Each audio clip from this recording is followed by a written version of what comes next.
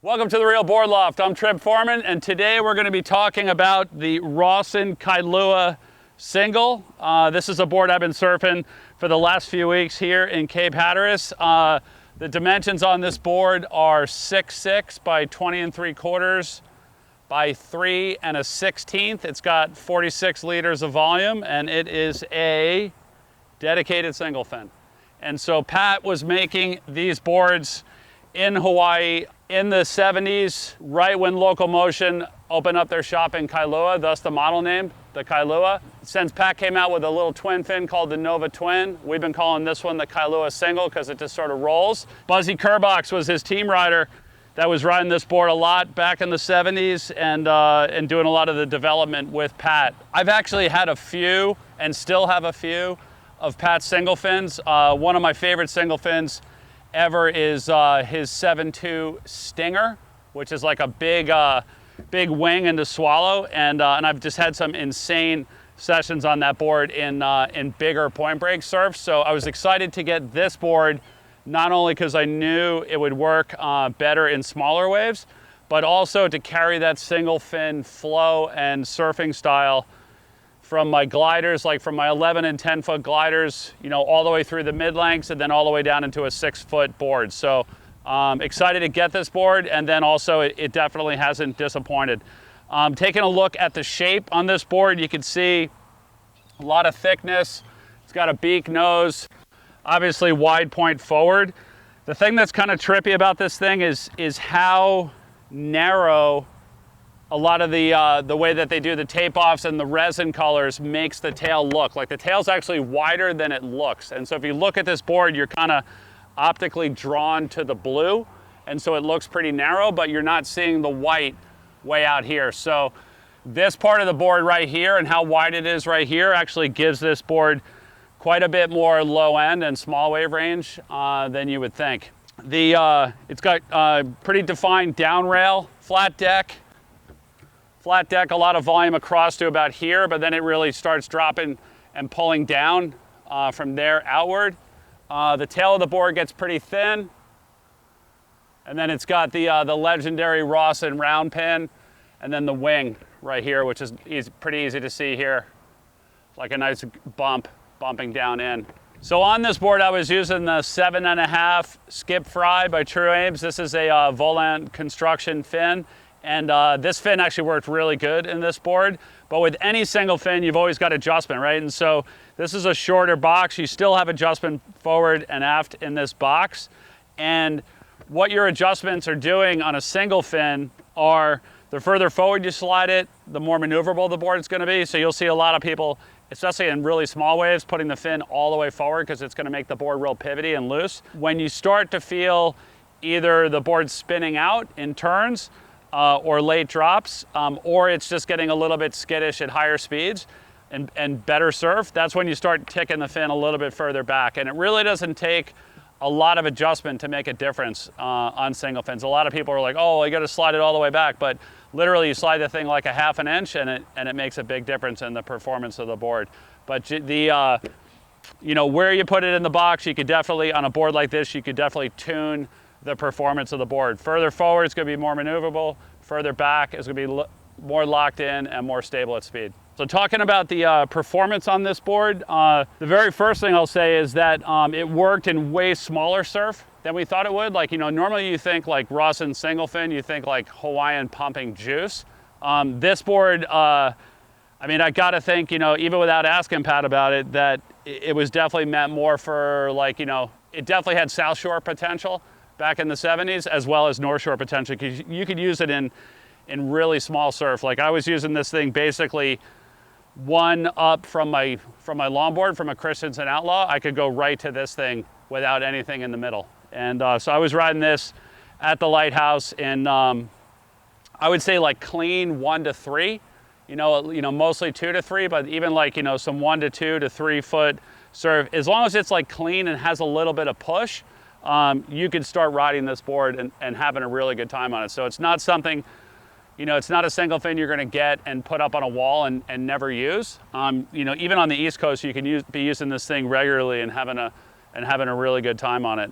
You know, that was the smallest that I got to ride it in, was 1 to 3. I would say the biggest I got to ride it in was Hurricane Isaias. And that was some overhead sets, you know, either before the storm came or after the storm went through, and you know, both backside and front side.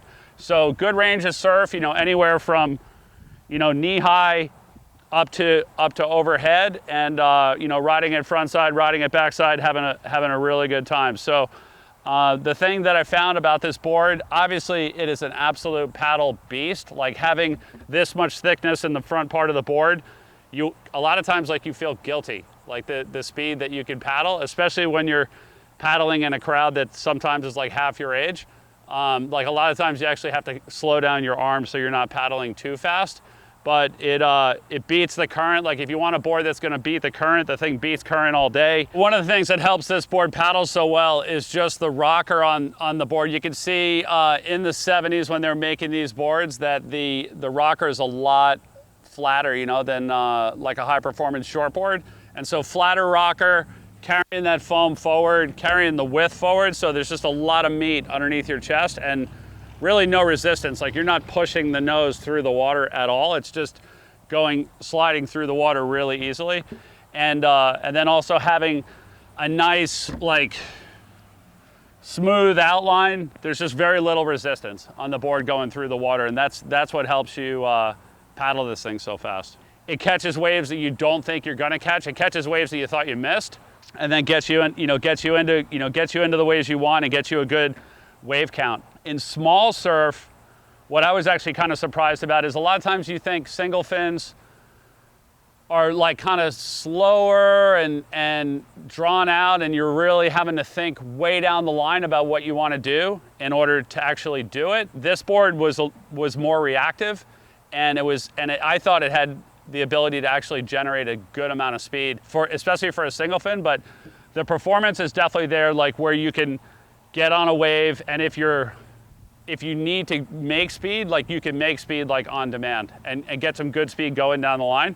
The other thing I found is that if there's a bump in the water, like this board carries really good momentum. So not really having deep concaves and having the mass, you know, like just the amount of foam that it does, but also just like it's got a little bit more weight because of the glass schedule on it, and then also the gloss and polish on it. Like this board, like when you get it up to speed, it carries momentum, and it'll just go through bumps, through chop, and you're building momentum the whole way down the line when you're riding it. So small waves, that helps, you know, the ability to generate speed. Talking to Chris Rutledge, who does a lot of our board sales at Reel, I likened it to like Dolby noise reduction on your old tape deck they used to have in your car, which would, you know, obviously fit in with the vintage of the board. But although I don't think there was Dolby in the 70s, but it was, it's basically Dolby chop reduction. As you're going through it, it just smooths everything out. So smaller waves, a surprise performer, you know, into hurricane swell, obviously still working completely fine. You know, if it's not perfect, it still works. I've got so many Rawsons in my quiver that are lifetime boards, you know, that I'm gonna have forever, you know, and I would definitely put this in with that quiver. Like this is a board that I will not get rid of, so definitely do not ask me to sell my own personal one. It's just super fun, and just, it's so buttery, like going through the water. With single fins in general are really buttery, but then you get on a Rawson single fin and it's just magic. Super, super fun. And you know, but the cool thing about this one is that you don't have to wait for like the day of the year in order to ride it. Like you can ride it in pretty much everyday conditions. It's the Rawson Kailua single, typically available upper 5s, you know, into lower 7s, I would say. All of them are going to be single fin in a variety of tints and also finishes. Obviously this one's a 2-color tint with a pin line, and then a gloss and polish. And then we've also got them in 2-color with pin lines, wet sanded finish. And these are all glassed, and all the resin work is done at Moonlight Glassing in California, which is a huge add to a board like this, because it's gonna make the board last for a really long time. And man, it just looks absolutely beautiful. So it's the Rawson Kailua single. If you have any questions on this board, or you'd like to place an order for one, You can give us a call at the shop, 252-987-6000, or you can look us up online, realwatersports.com/surfing. Thanks for tuning in.